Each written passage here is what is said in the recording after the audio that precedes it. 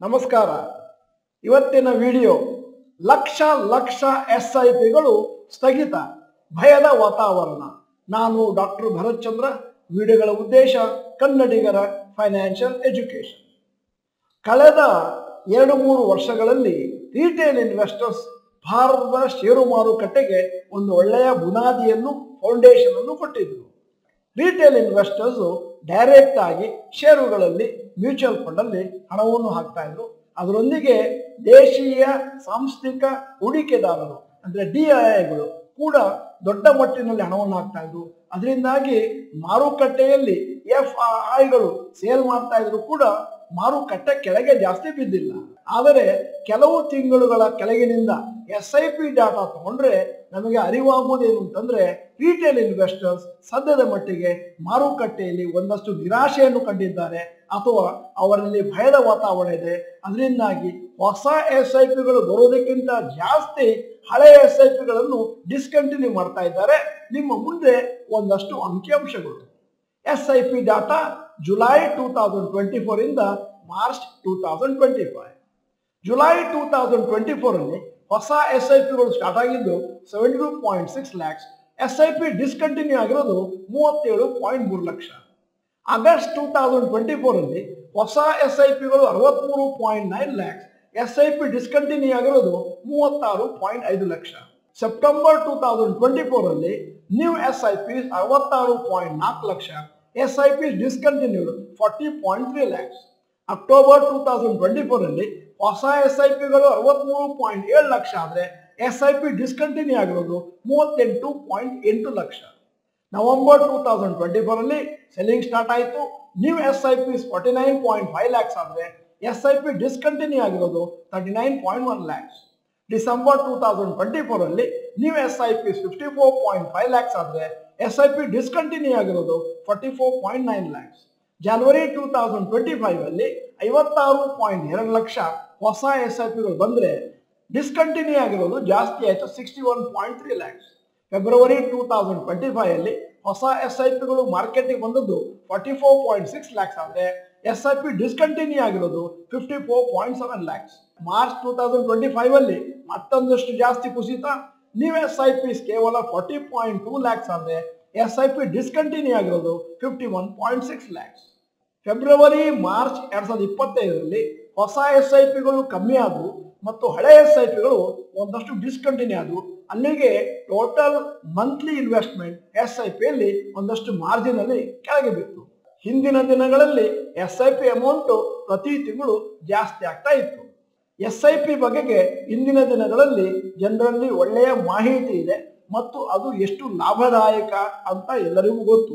ಆದರೂ ಕೂಡ ಮಾರುಕಟ್ಟೆ ಈ ರೀತಿ ಕುಸಿತವನ್ನು ಕಾಣುವ ಸಂದರ್ಭದಲ್ಲಿ, ಮಾರುಕಟ್ಟೆ ದುರ್ಬಲವಾಗಿರುವಾಗ SIPನ ಕಂಟಿನ್ಯೂ ಮಾಡುವ ಬದಲು ಜನ SIPನ ಸ್ಥಗಿತಗೊಳಿಸ್ತಾ ಇದ್ದಾರೆ. ಮಾರುಕಟ್ಟೆ ದುರ್ಬಲವಾಗಿದ್ದಾಗ, ಒಂದಷ್ಟು ವೈಪರೀತ್ಯಗಳನ್ನು ಅನುಭವಿಸುತ್ತಿರುವಂತಹ ಸಮಯದಲ್ಲಿ SIPಯನ್ನು ಮಾಡುವುದು ಅತಿ ಲಾಭದಾಯಕ ಎನ್ನುವಂಥದ್ದನ್ನು ಬಹಳ ಜನ ಮರೆತು ಬಿಟ್ಟಿದ್ದಾರೆ. ಈ ರೀತಿ ಮಾರುಕಟ್ಟೆ ದುರ್ಬಲವಾಗಿರುವಾಗ ಬಹಳಷ್ಟು ಜನ ಎದೆಗುಂದಿ ತಮ್ಮ SIPಗಳನ್ನು ಸ್ಟಾಪ್ ಮಾಡ್ತಾರೆ. ಅದು ಅಷ್ಟು ಲಾಭದಾಯಕವೂ ಅಲ್ಲ ಮತ್ತು ಜಾಣತನದ ಒಂದು ನಡೆಯೂ ಅಲ್ಲ. ಷೇರು ಮಾರುಕಟ್ಟೆಯಲ್ಲಿ ದೊಡ್ಡ ಮೊತ್ತದ ಹಣವನ್ನು ಕ್ರೋಢೀಕರಣ ಮಾಡ್ಕೊಳ್ಬೇಕು, ಸಂಪತ್ತನ್ನು ನಮ್ಮದಾಗಿಸ್ಕೊಳ್ಬೇಕು ಅಂತಂದ್ರೆ ನೀವು ಒಳ್ಳೆಯ ಮ್ಯೂಚುವಲ್ ಫಂಡ್ಗಳಲ್ಲಿ ಲಾಂಗ್ ಟರ್ಮಿನ ಹಣ ಹಾಕಬೇಕು. ಅದೇ ಏನಾದರೂ ಒಳ್ಳೆಯ ಮ್ಯೂಚುವಲ್ ಫಂಡ್ಗಳಲ್ಲಿ ಸ್ವಲ್ಪ ಅವಧಿಗೆ, ಅಲ್ಪ ಅವಧಿಗೆ ಹಣವನ್ನು ಹಾಕಿದ್ರೆ ಆಗಲೂ ಕೂಡ ನಿಮ್ಮಲ್ಲಿ ಸಂಪತ್ತು ವೃದ್ಧಿಯಾಗುವುದಿಲ್ಲ. ಮಾಹಿತಿಗಳ ಪ್ರಕಾರ ಪ್ರತಿ ತಿಂಗಳು 2025ನೇ ಇಸ್ವಿನಲ್ಲಿ SIPಯಲ್ಲಿ ಬರುವಂತಹ ಹಣ 8 lakhs ಕಮ್ಮಿ ಆಗ್ತಾ ಇದೆ.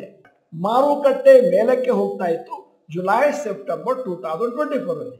ಅವಾಗ ಸರಾಸರಿ ಪ್ರತಿ ತಿಂಗಳು ನ್ಯೂ SIP ರಿಜಿಸ್ಟ್ರೇಷನ್ 67.7 ಲಕ್ಷ ಇತ್ತು ಪ್ರತಿ ತಿಂಗಳು. ಮತ್ತೆ ಮಾರುಕಟ್ಟೆ ಮೇಲಕ್ಕೆ ಹೋಗ್ತಾ ಇದ್ದಾಗ ಇನ್ವೆಸ್ಟರ್ಸ್ ಒಂದಷ್ಟು ಜಾಸ್ತಿ ಮಟ್ಟದಲ್ಲಿ ಅಟ್ರಾಕ್ಟ್ ಆಗ್ತಾರೆ ಸ್ಟಾಕ್ ಮಾರ್ಕೆಟಿಗೆ ಮತ್ತು ಮ್ಯೂಚುವಲ್ ಫಂಡಿಗೆ. ಜನವರಿ ಮಾರ್ಚ್ 2025ರ ಅವಧಿಯನ್ನು ನೋಡಿದ್ರೆ ಮಾರುಕಟ್ಟೆ ಒಂದಷ್ಟು ಕುಸಿತವನ್ನು ಅನುಭವಿಸುತ್ತಾ ಇದ್ದರಿಂದ average new SIP registration per month ಇತ್ತು ಕೇವಲ 47 ಲಕ್ಷ. ಮತ್ತು SIP ಸ್ಥಗಿತಗೊಳಿಸಿದ್ದು 55.87 lakhs ಇತ್ತು. ಅಂದರೆ ಈ ಅವಧಿಯಲ್ಲಿ SIP ಸ್ಥಗಿತಗೊಳಿಸಿದ್ದು ಜಾಸ್ತಿ, ಹೊಸದಾಗಿ ಸೇರ್ಪಡೆಯಾದದ್ದು ಕಮ್ಮಿ. ಈಗ ಒಂದು ಅನೌನ್ಸ್ಮೆಂಟ್.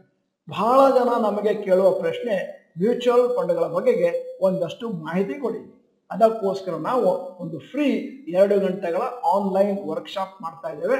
ಅದರಲ್ಲಿ ಬೇಕಾದಷ್ಟು ಒಳ್ಳೆಯ ಕಂಟೆಂಟ್ ಅನ್ನು ಸೇರಿಸಿದ್ದೇವೆ. ಸಿಲೆಬಸ್ ಬಹಳ ಚೆನ್ನಾಗಿದೆ. ಅದನ್ನು ಈಗ ನಾನು ಎಕ್ಸ್ಪ್ಲೇನ್ ಮಾಡ್ತಾ ಹೋದ್ರೆ ಸಮಯ ಜಾಸ್ತಿ ಆಗುತ್ತೆ ಅನ್ನೋ ಉದ್ದೇಶದಿಂದ ಅದಕ್ಕೋಸ್ಕರ ಒಂದು 10 ನಿಮಿಷದ ಇಂಟ್ರೊಡಕ್ಟರಿ ಸೆಷನ್ ಅನ್ನು ನಾವು ಆಯೋಜನೆ ಮಾಡಿದ್ದೇವೆ. ಇದೇ 18ನೇ ತಾರೀಕು ಏಪ್ರಿಲ್, ಫ್ರೈಡೆ ಅಂತಂದ್ರೆ ಹಾಲಿಡೇ, 7:05 PM, ಕೇವಲ 10 ನಿಮಿಷ. ಈ ಪರ್ಟಿಕ್ಯುಲರ್ ಇಂಟ್ರೊಡಕ್ಟರಿ ವೆಬಿನಾರಿಗೆ ನೀವು ಭಾಗಿಯಾಗಬೇಕು ಅಂತಂದ್ರೆ ಬಹಳ ಸುಲಭ. successdigest@gmail.comಗೆ ಇಮೇಲ್ ಕಳಿಸಿ. ಸಬ್ಜೆಕ್ಟ್ ಮ್ಯೂಚುವಲ್ ಫಂಡ್ ವೆಬಿನಾರ್, ಹೆಸರು ಮತ್ತು ಮೊಬೈಲ್ ನಂಬರ್ನ ನಮೂದಿಸಿ. ಮೊದಲ 80 ಜನರಿಗೆ ಮಾತ್ರ ಸೀಟುಗಳು ಲಭ್ಯವಿವೆ. ಈಗ ವಿಡಿಯೋದ ವಿಷಯವನ್ನು ಮುಂದುವರ್ಸ್ಕೊಂಡು ಹೋಗ್ತೇನೆ. ಕಾಮನ್ ಮಿಸ್ಟೇಕ್ಸ್ ಏನ್ ಮಾಡ್ತಾರೆ ಹೂಡಿಕೆದಾರರು ಮ್ಯೂಚುವಲ್ ಫಂಡ್ಗಳಲ್ಲಿ. ಮೊದಲನೇದಾಗಿ ಮಾರುಕಟ್ಟೆ ಕೆಳಗೆ ಹೋದಾಗ SIPನ ಸ್ಟಾಪ್ ಮಾಡೋದು. ಎರಡನೇದು ಕಡಿಮೆ ಹಣವನ್ನು ಹಾಕ್ತಾ ಇರೋದು ಮಾರುಕಟ್ಟೆಯಲ್ಲಿ, ಮಾರುಕಟ್ಟೆ ಒಂದಷ್ಟು ದುರ್ಬಲವಾಗಿದ್ದಾಗ. ಮೂರನೇದು ವರ್ಷ ಸಂಬಳ ಜಾಸ್ತಿ ಆಗ್ತಾ ಇದ್ದ ಹಾಗೆ ನಮ್ಮ SIPಯ ಅಮೌಂಟ್ ಅನ್ನು ಜಾಸ್ತಿ ಮಾಡಬೇಕು, ಅದನ್ನು ಮಾಡದೇ ಇರೋದು ಕೂಡ ಇನ್ನೊಂದು ತಪ್ಪಾಗುತ್ತೆ. ಮ್ಯೂಚುವಲ್ ಫಂಡ್ ಅಲ್ಲಿ ಹೂಡಿಕೆದಾರರು ಮಾಡುವ 4ನೆಯ ತಪ್ಪು ಅಂತಂದ್ರೆ, ಒಂದಷ್ಟು ಭಯದ ವಾತಾವರಣ ಇದ್ದಾಗ, ಮಾರುಕಟ್ಟೆ ಕೆಳಗೆ ಹೋಗ್ತಾ ಇದ್ದಾಗ ತಮ್ಮ ಮ್ಯೂಚುವಲ್ ಫಂಡ್ಗಳನ್ನು ಮಾರಿಕೊಳ್ಳುವುದು. 5ನೇದು SIP ಮಾಡಬೇಕಾದ್ರೆ ಕನಿಷ್ಠ 5ರಿಂದ 10 ವರ್ಷ ಮಾಡಬೇಕು. 1, 2 ವರ್ಷ, 3 ವರ್ಷ ಮಾಡುವಂಥದ್ದು ಕೂಡ ತಪ್ಪಾಗುತ್ತೆ. ಇದೀಗ ಮಾರುಕಟ್ಟೆ ದೊಡ್ಡ ಕುಸಿತವನ್ನು ಅನುಭವಿಸಿ ಒಂದು ಸಣ್ಣ ಚೇತರಿಕೆಯನ್ನು ಕಂಡಿದೆ. ಅಂತಂದ್ರೆ ಒಳ್ಳೆಯ ಶೇರುಗಳು ನಿಮಗೆ ಒಳ್ಳೆ ಅಟ್ರಾಕ್ಟಿವ್ ಪ್ರೈಸ್ ಅಲ್ಲಿ, ಡಿಸ್ಕೌಂಟ್ ಪ್ರೈಸ್ ಅಲ್ಲಿ ಸಿಗ್ತಾ ಇದ್ದಾವೆ. ಅಂತಂದ್ರೆ ಜಾಸ್ತಿ ನಂಬರ್ ಆಫ್ ಯೂನಿಟ್ಸ್ ಗಳನ್ನ ಈಗ ನೀವು ಖರೀದಿ ಮಾಡಬಹುದು ಮ್ಯೂಚುವಲ್ ಫಂಡ್ಗಳಲ್ಲಿ. ಈ ರೀತಿ ನೀವು ಮ್ಯೂಚುವಲ್ ಫಂಡ್ಗಳನ್ನು ಬೇರ್ ಮಾರ್ಕೆಟ್ ಇರುವ ಸಮಯದಲ್ಲಿ ಸಂಗ್ರಹಣೆ ಮಾಡಿಕೊಂಡ್ರೆ ಮುಂದೆ ಮಾರುಕಟ್ಟೆ ಉತ್ತುಂಗಕ್ಕೆ ಹೋದಾಗ ಬುಲ್ ಮಾರ್ಕೆಟ್ ಅಲ್ಲಿ ಒಳ್ಳೆಯ ಬೆಲೆಗೆ ಮಾರಿಕೊಳ್ಳಬಹುದು. ಇಂಗ್ಲಿಷ್ ನಲ್ಲಿ ಒಂದು ಮಾತಿದೆ, focus on the number of units of mutual funds in bear market, focus on the NAV in bull market. ಇದನ್ನ ನಾನು ವಿವರಿಸಬೇಕಿಲ್ಲ ಅಂತ ನಾನು ಊಹಿಸ್ಕೊಳ್ತಾ ಇದ್ದೇನೆ. ಎಲ್ಲರೂ ಅರ್ಥ ಮಾಡಿಕೊಳ್ಳುವಂತ ವಿಚಾರ. ಇವತ್ತು ನಾನು ಈ ವಿಡಿಯೋದಲ್ಲಿ ಹೇಳಿದ ಮಾತನ್ನು ಕನಿಷ್ಠ 3 ಸತಿ ನಾನು ಕೇಳಿಸ್ಕೊಳ್ಳಿ, ವಿಡಿಯೋನ ಸೇವ್ ಮಾಡಿಟ್ಕೊಳ್ಳಿ ಮತ್ತು ಮುಂದಿನ ದಿನಗಳಲ್ಲಿ ಆ ನಿಯಮಗಳನ್ನು ಪಾಲಿಸಿ. ಅಲ್ಲಿಗೆ ಸಂಪತ್ತು ನಿಮ್ಮದಾಗುತ್ತೆ.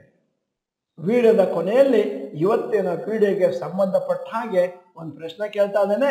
ನೀವು ಎಷ್ಟು ಸಮಯದಿಂದ SIP ಅಥವಾ SIP ಮಾಡ್ತಾ ಇದ್ದೀರಿ? Type number of months or years.